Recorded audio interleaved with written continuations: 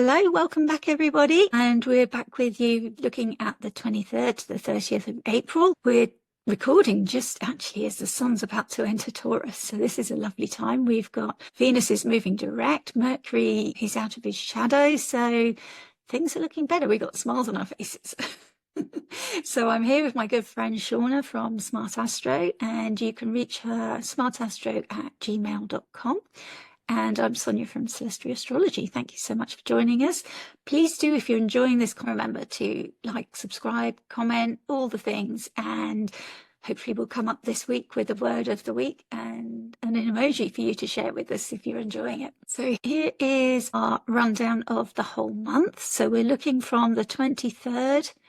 We've got the Sun squaring Pluto in Aquarius. We've got Venus conjunct Saturn, new moon in Taurus, and Venus entering Aries. And yeah, the Sun squaring Pluto happening just before Venus conjunct Saturn. So choosing three, I chose the Venus conjunct Saturn as it's the last of three, bringing some real structure and seriousness to our relationships. And also because we've had three of these, but this is the last one. And also because of this lovely degree here, this being Venus's exaltation degree, and the last time that these two are going to meet in Pisces for a while. That's important because Pisces is Venus's sign of exaltations. So with Saturn being the greater malefic and Venus being the lesser benefic, is giving her a lot more say in the matter, that she's in the place of her exaltation. And I think when they move on to meet in Aries, that's going to be a different experience because neither of them did well in Aries. So we may notice those conjunctions taking on a different kind of flavour. Then we've got this lovely new moon in Taurus. And again, that's interesting, possibly linked in with eclipses as well. We've had Venusian eclipses with the Libra. We're moving out of the Libra Aries eclipses. So there's like a Venusian hangover quality. And it's the first new moon since the eclipses as well, since the eclipse season that we just closed out, the Pisces Virgo ones that ended with a new moon in Aries. So this new moon is bringing us into totally closing out that eclipse series and starting something new in this earthy Venusian place of Taurus.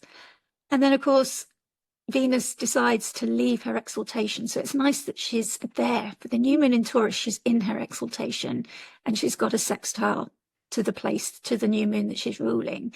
And then just a few days after, she leaves into that place where she's not so well dignified, into Aries, where she's got to fight a little bit harder. She's taking on this martial quality. It's the place where Mars is ruling. So she's got to like get her Boudica on. Boudica was the Celtic queen who fought the Romans in England. So she became this warrior queen. And that's kind of how I see Venus in Aries, is what is she fighting for here? Are the questions that I kind of ask. Venus, Venus, Venus. Gosh, I feel like we've had so much Venus over the last few weeks and we're rounding out and now she's going to move into that, spicy fire sign. Maybe it'll dry some things up. I don't know. The third pass of Venus and Saturn could be, let's see, last time our word was bittersweet, right? Surrender was last week. Yes, that's right. But the week before was bittersweet. So we're getting another pass of that. Maybe it's going to feel a bit more refreshing or stabilized. Saturn does like to bring that stability to things. So hopefully on this third pass, Venus is moving forward and we're gonna feel some of that. But yeah, just Venusian all the way around, isn't it? It really is, and with the Sun in Taurus as well, that kind of really lights up those themes for us of the Venusian place. So if we go to that first chart, Venus-Saturn, so we've become very familiar with it, and I've got the dates that we can go to. But if we just look at this chart first, we've got Venus and Saturn together at 27 degrees, and I really like that because that's her exaltation degree. So she's really in her power here. So if Saturn's like trying to be controlled, it's kind of like that argument. If you've got a man who's wanting to exercise his control, but the woman, she's in her power. She knows what she wants to say and she's able to say it. And he's going to have to sit down and listen this time. He's going to have to say sorry. at the end of this conversation and acknowledge what he's done and hear her out. It's not one of those debates where she's having to nod and listen and say okay and agree to things that she's not comfortable with. It really feels like a time when he's going to have to listen to her. I mean, that there is always a shadow side with these two. It can be a lonely place. Saturn can bring that distancing. It can be the outsider planet. It was the furthest planet for so many years and years. For the ancients, it was the last visible planet. So it's said to rule the boundaries between the planets and then the fixed stars on the outermost place. So he was the boundary sort of between that godly place that was outside what they saw as our sphere of the planets moving around, being closer to Earth. And then we have the nodes there and the moon. So the moon bringing things into our body and being able to bring that down to Earth and into our fields, bringing up memories for us maybe of what's come up before. But the node also, like our teacher Adam Enenbus described it as a hungry ghost. It's the head of the dragon, but it doesn't have a body. So it never knows when it's had enough. So it wants more, more, more. Keep eating, but the stomach can never tell it when it's had enough. So there's this karmic element of putting us back on a path where we need to be. These Pisces eclipses are looking at where in Pisces do we need to be? Where have we maybe strayed from our path? And where planets are conjunct and close to the nodes, even if it's not an eclipse, it's kind of echoes of an eclipse, it feels like, especially with the moon there as well. It's kind of like that conjunction is like bringing through what a Pisces eclipse was wanting for you, and what Saturn and Venus can contribute to helping you get on that path. You know, how can they work towards helping you achieve those goals or helping you walk that path that you're meant to be walking? That's how it kind of feels to me. So in terms of the archetype, we've spoken so many times, I've brought up the Jane Eyre archetype of that love that's harder, that just is harder. It's not this easy path of love. It's difficult, and Saturn is the lord of time. So it's about things that take time to mature, things that are going to be challenging, that you're going to have to work for. And that's work for both parties. It's not just one. Venus wants things to be pleasant and easy. Saturn is always looking at where's the work and bringing us work and difficulty. I know Adam recently referred to it as like the fine wines that need to be matured and need time. But you don't just leave them and forget them. They need turning, and quite often they need to be kept at a certain temperature.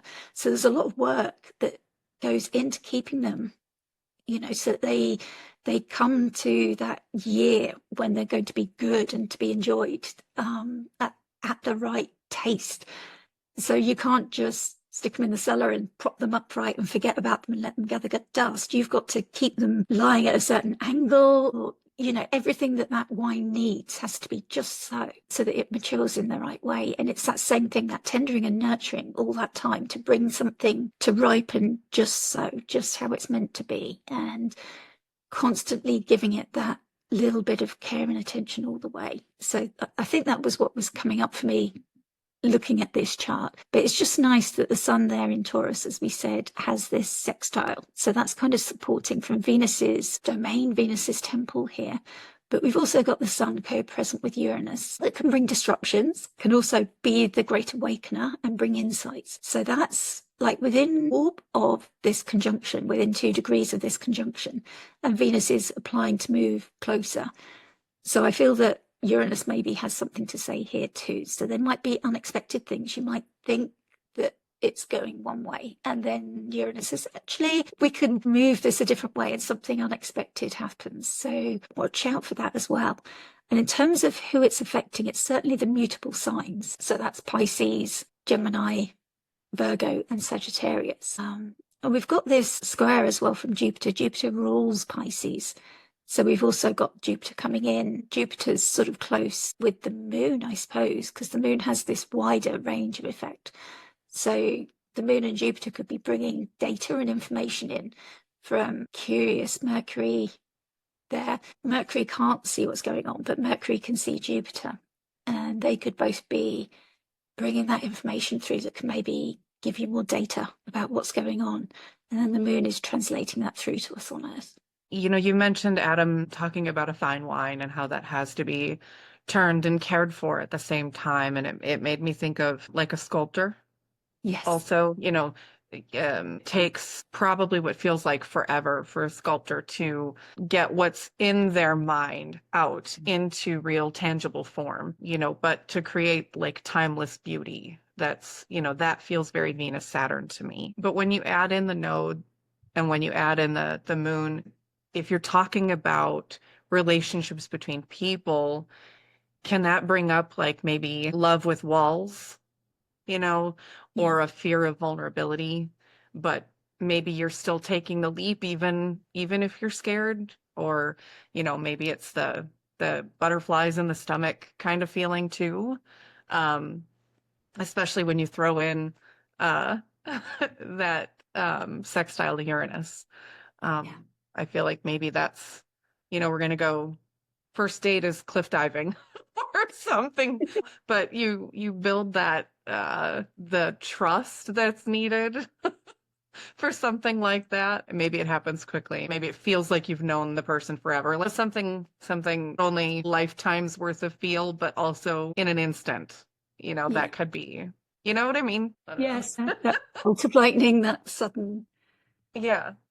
There's that lightning bolt, but it's like if it's with a person, you've known them forever. Something will respond to you in a certain way, and you just suddenly Right. see them with whole new eyes. And that doesn't have to be like a new person. I'm thinking about my husband. It's like all of a sudden there's one thing that happens that just kind of renews and reminds and brings nostalgia and, like that kind of thing too. I Yeah. think that's very plausible. Yeah, that's nice. That's really nice. And I've got the graphic from AstroSeek here. So they met in 2024, and that was in the early degrees of Pisces. That's the conjunction there at 12 degrees of Pisces, and just one meeting. And then in 2025, we see they had 3 meetings. They met in January the 19th at 16 degrees. Then they met again April the 7th, and that was at 25 degrees, but Venus was retrograde then. So for us, it's kind of like that was a review. So we had that 16-degree meeting, and then she'd gone past that 25 degrees, and then she returned back like she'd forgotten something, or there was something that had to be redone and renewed and reflected on. And now she's at 27 and she's direct. So she's been over that 25 degrees 3 times now. And now this is the 3rd time as well at 27. And this is like the final meeting. It's like really tying everything up in a bow. That sense of finality, and what have we maybe learned from the Venus retrograde that Saturn can help us now build into something a bit more solid. Saturn always wants to build something and learn as well from our experiences and put those lessons to work. What did we learn from the Venus retrograde, if anything? It's kind of asking us to reflect on that and see if we can use that in any way to learn something or build on it. And I feel like that's what that meeting might be about. And then we can see next year in 2026, they're going to meet again. And that's going to be at 2 degrees of Aries. So yeah, they'll both have moved into a place where they're both not feeling as dignified. Saturn will be in a worse place really than Venus, but neither of them are Venus won't be as dignified as she is where she's at her exaltation degree now for this final meeting. So I just feel like Venus has the upper hand with Saturn. Saturn's not great in a watery place. He's a planet of earth and air. But for both of them to be in this fiery place, that's not natural for them either. Next time they meet next year. So enjoy this last conjunction and learn what you can from it. I just kept thinking muddy when you said they're going to be in that watery place, Yeah. But, I mean, mud is very nurturing, right? Full of nutrients. Words are really hard. It's hard, yeah. Words are hard. But when we're talking about Venus Saturn, I'm thinking about, like, was it Pygmalion, the sculptor, and who created a statue? I believe he was a sculptor who used ivory to create statues. He vowed not to marry because he was, well, the way I read it, was disgusted by the women in his society and vowed not to marry. And he created this statue that was so beautiful, he fell in love with it. And then he started praying to Aphrodite to bring her to life. And then he married the statue. Gosh, yeah, that's really Saturn. I mean, it feels very Saturn Venus, yeah. In love with rock. Yeah. I love rock. Yeah, I love rocks. I'm not sure I'd want to marry one. Thank you for that, Shawna. You come with all the great stuff. I love your thoughts. Speaking of mud, It's quite a leap from mud. Oh, here we go with the mud. here we Such are a with theme, mud. yeah. All right. Our new moon in Taurus. Our moon is exalted in Taurus.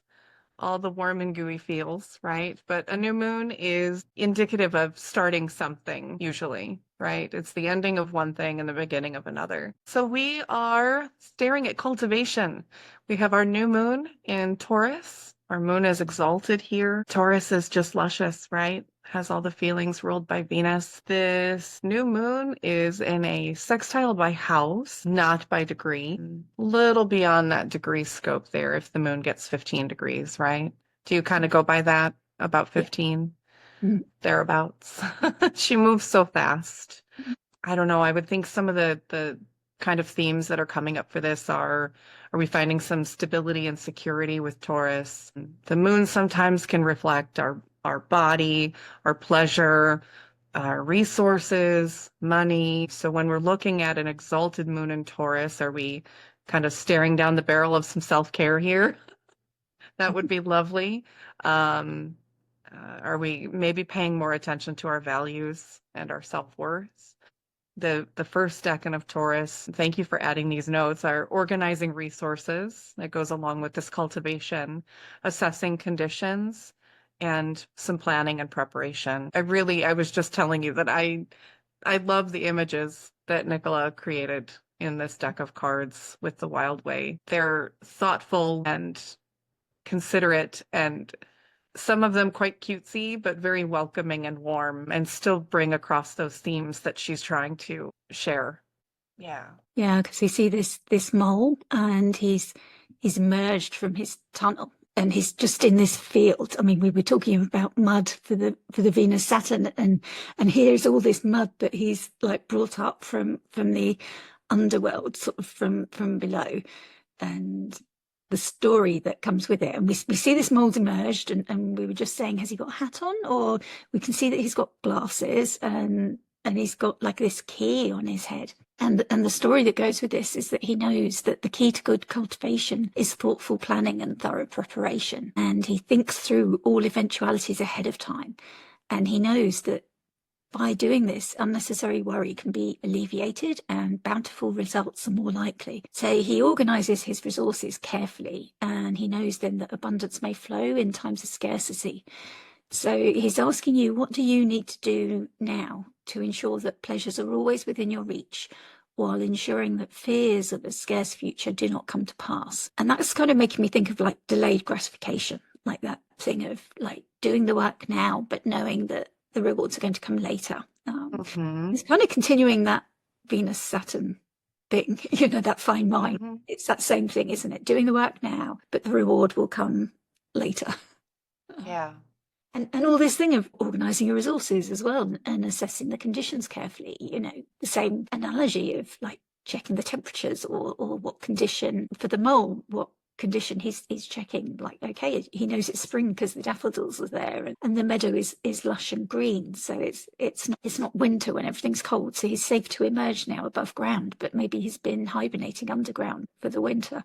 So it's, I don't know if this is his first emergence, but maybe it is. I don't know a lot about the life of moles, but I know they're mainly underground tunnels, aren't they? They're sort of planning that. And I've got like Kira Ryberg calls this decan planning, and Austin Coppock calls it the plough. And I know that a lot of what he spoke about was about this thing of like how you divide your fields, because like in agriculture, which a lot of Taurus is about, you would allow a field to go fallow every couple of years, and then fields would be divided up, and they would put hedgerows in or whatever, because they would need those divides as well. The water's got to run off. You can't just sow every field, because the earth needs to replenish as well. So it is about that degree of planning, that before you go out there and till the land, and even when the plough goes through the land, it's kind of turning up everything in the way that the nodes do, almost like churning everything up.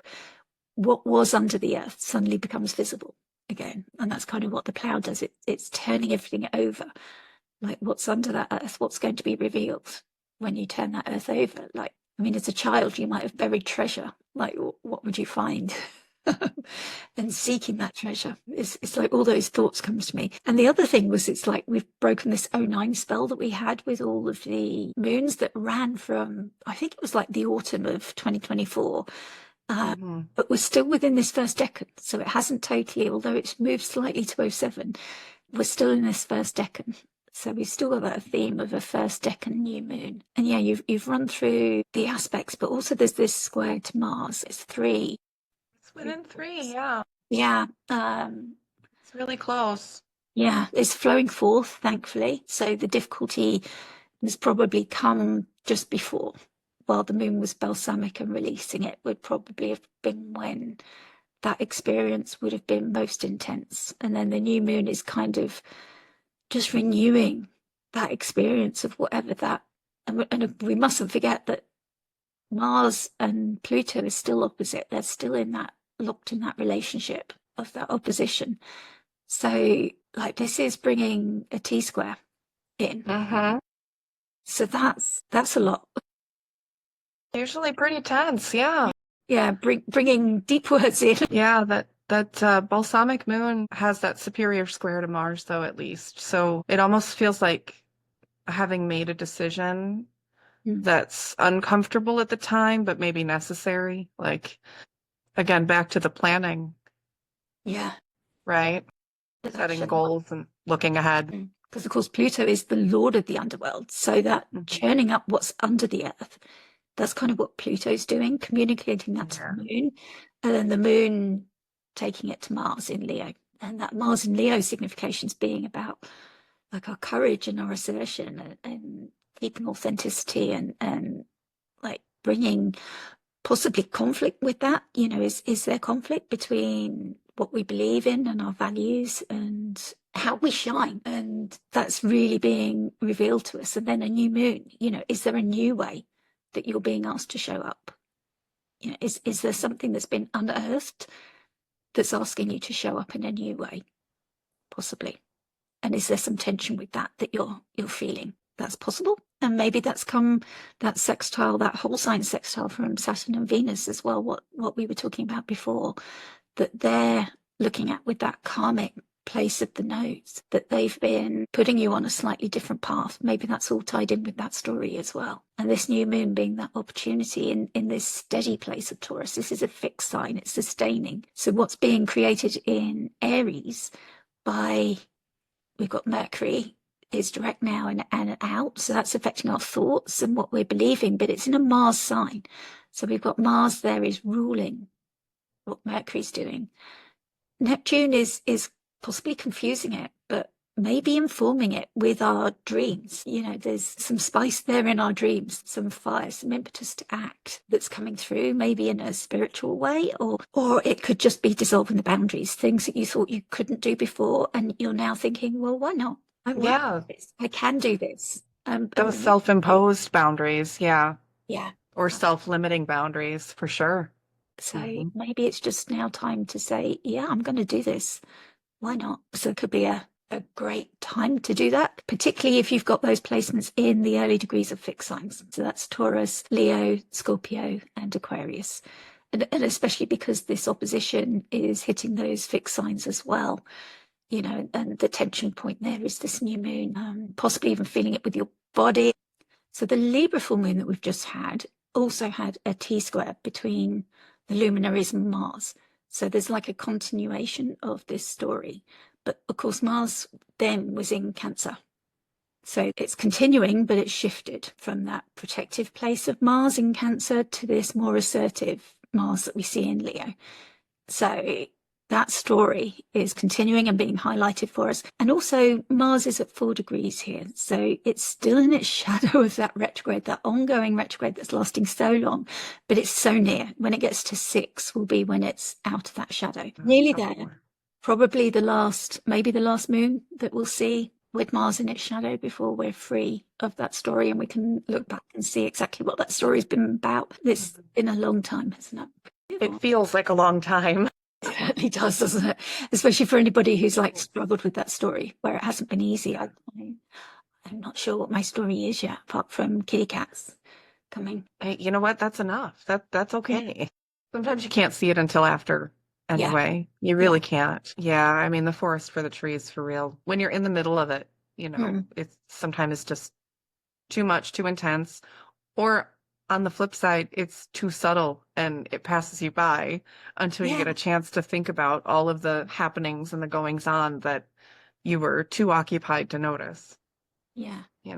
Was it Adam that talked about at one point in his lifetime, his career of astrology, that he was so hyper fixated on astrology itself that that became the anxiety? Mm. Like he was anticipating something to go wrong. And the fact that he just had that massive anxiety around the astrology and around the transits That was was the the thing. story. It's a good reminder to, because you and I mean, we live astrology, we breathe astrology, we see it in everything. I listen to clients talk all day long, and I hear it in their voices, and I want to ask Yeah. their charts, and I Where's want your to Mars? talk about all the things, and I Yeah. just know that I'm gonna say, "Are you this?" And they're gonna go, "Huh?" Yeah. Because it's just not the setting. But it's a wonderful reminder to make sure you poke your head out once in a while and not get sucked into the planets are out to get me, because they're not. It's just a reflection of the mood at the time and a reflection of the vibes at the time. So it's a good reminder to make sure you come back out of the clouds sometimes. Absolutely. Yeah. Yeah. And I suppose it can be internal as well, can't it? Internal recognitions and understandings. Yeah, definitely. There's that vagus nerve thing, right? Yeah. That vagus nerve that you're able to calm yourself, or, that's what gets all tied up, so to speak. That gives you all the stomach issues and whatever, the hyperventilating. And what do? You have to go back to your core, back to your breathing, and that's how you Mm. bring yourself back to center. Right. Okay. Venus, like we haven't talked about her today. So So Venus. Venus really wants us to know that she's here. So she's returning to the Aries party. Look at this build-up of Aries planets now. And look how empty Pisces is getting. It's like I really, know. when we spoke before about Saturn bringing up the rear, he really is the last one standing on his own. Pisces was full, and now Saturn's left clearing up the mess. Leaving it all tidy and nice before it's empty, for quite some time now until, well, the moon will visit, but it's going to be quite a while before all these planets work their way back round to Pisces. So we see Venus, this threshold, this cusp between Pisces and Aries has been so well traveled, and it's Venus's last turn to cross that sensitive threshold.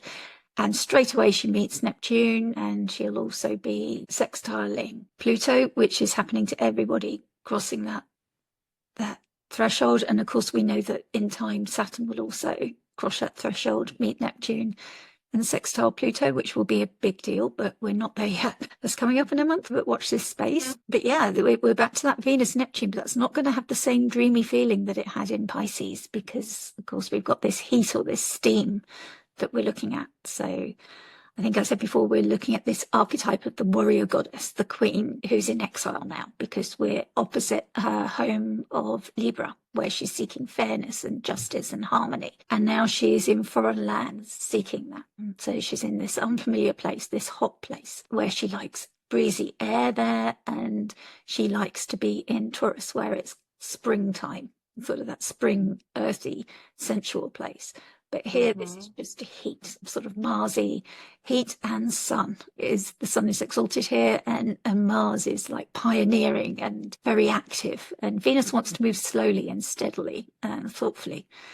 So that's how she's having to struggle. And it makes me think of these early women travelers. If you've been watching that 1883 on Netflix, and I know there's other ones about the first families going out to America and crossing this Oregon Trail, and obviously meeting the indigenous people that they didn't necessarily know, but how they stuck so hard to society rules, even though it was completely inappropriate to their environment. And I know in 1883, this is the girl, and she went.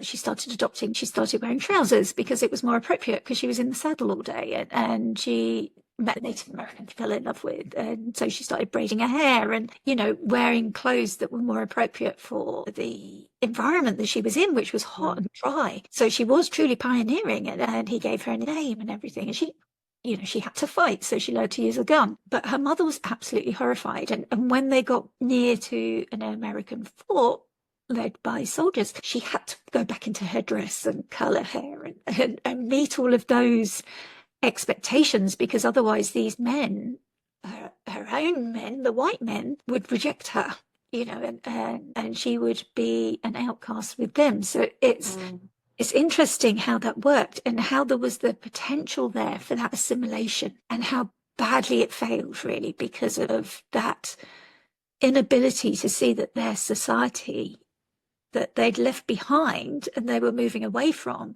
just didn't work in this environment that they were now in. And that potential that, you know, that the early pioneers that went there could have assimilated, you know, and adapted to these rules, and how the give and take works so well as well. The understanding was there, and the communication. She learned a lot of the language as well. And that's why I was so fascinated with that series. And, you know, I'm on my second watch now, just because there's so much there to kind of understand. And I know that that's fiction, but I know also that it happened, because a lot of people, we were talking recently in our group about DNA. And you're actually taking me on a little journey as you're talking about this show. I haven't seen it yet, but I love these kinds I do recommend. Yeah, I haven't seen. I love these kinds of like stories, but you're taking me on a little journey of the Venus retrograde story itself. Yeah. Yeah. And yeah, the potential that was there, that's so heartbreaking, isn't it? That integration could have been possible. And I know from like the British story as well, that we took diseases over there, and that there were famines, and there was the potential, and that the Native Americans did help a lot for the communities there with food and the seeds and what to plant, because we tried to plant British things that obviously didn't grow. Didn't work. Yeah. So a lot of the communities that went out there were starving at first, and there was a lot of support, and it just breaks my heart that it didn't work, and that there was that divide, and the way that it's still panned out now, you know, and in Canada as well. I learned a lot when I visited Canada about the relationships there. And I hope that reparations are made in the proper way, you know, because there's a lot of those stories in the States. We don't hear a lot about the Canadian stories, but just researching my own family history, it seems that a lot of my ancestors came through Canada from the Norwegian area, Sweden, so up that way through Canada, and then down through the east coast of the US. I don't have full details of that, but you know, it makes me interested in understanding those timelines a lot better. I think it knowing where you're going as an individual, as a family, and as a society really is rooted in knowing where you've been. Yeah. And, you know, as you were talking about that show, I really, really love history. And I really fully believe that understanding the past gives you insight to the future. And looking at those relationships through that lens offers kind of a fun little visual, so to speak, mentally visual image of Venus in the retrograde. So that first conjunction with Saturn, the retrograde hitting Saturn again, you were talking about, you know, the woman having to adapt and then falling in love with the outsider from her perspective, right? When really she was the outsider in that situation, and she adapted to the culture around her in order to participate in an everyday life with them. And then when she was joined up with her family of origin again, she had to revert back. And it really beautifully talks about that Venus-Saturn story in a lovely, lovely way. I really like that. Thank you so much for sharing that. I'm glad it sort of came through like that. It really did. Yeah. So, you know, it's like society, and like Adam said, society, but those expectations. Society.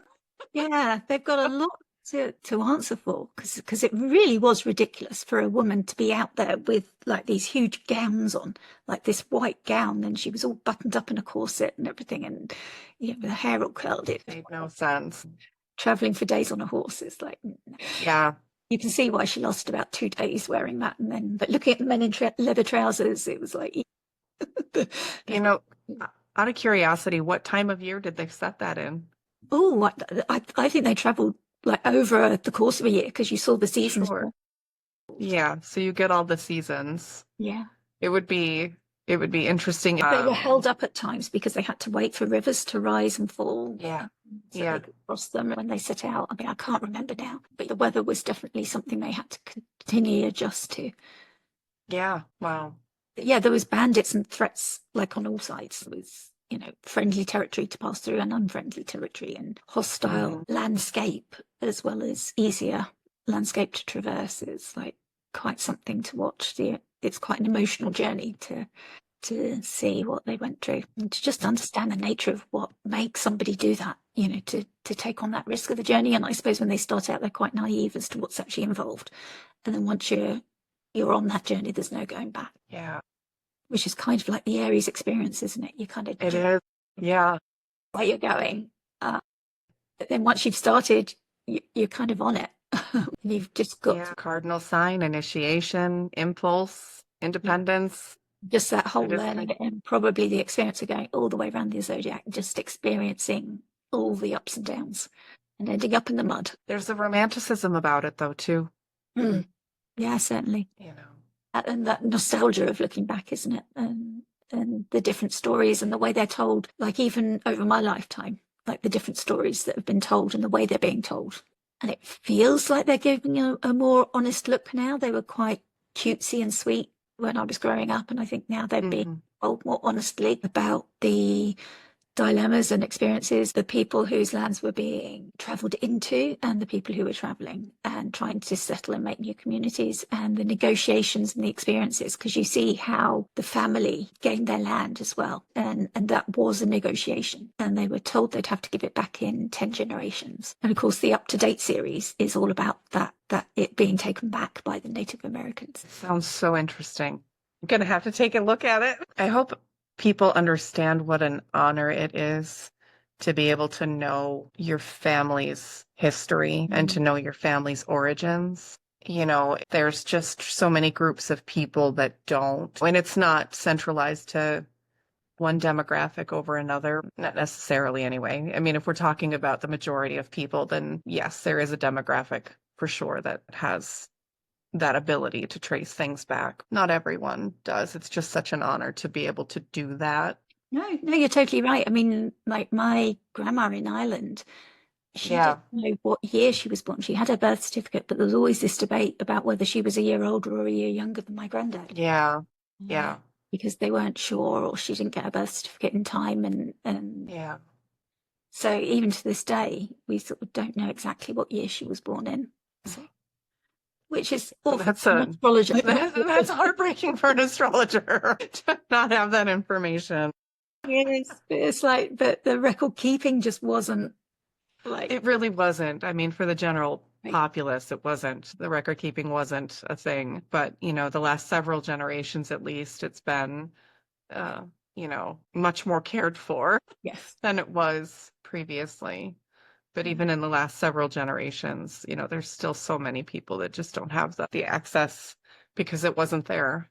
Yeah, and stories weren't necessarily passed down. Aries planets don't worry about that, but once you get to Cancer, they do. And Pisces does that holding of memories and passing down the stories. So Saturn in Pisces is certainly worried about like keeping those memories and holding them and building something with them. And that's what Mars in Cancer has been worried about.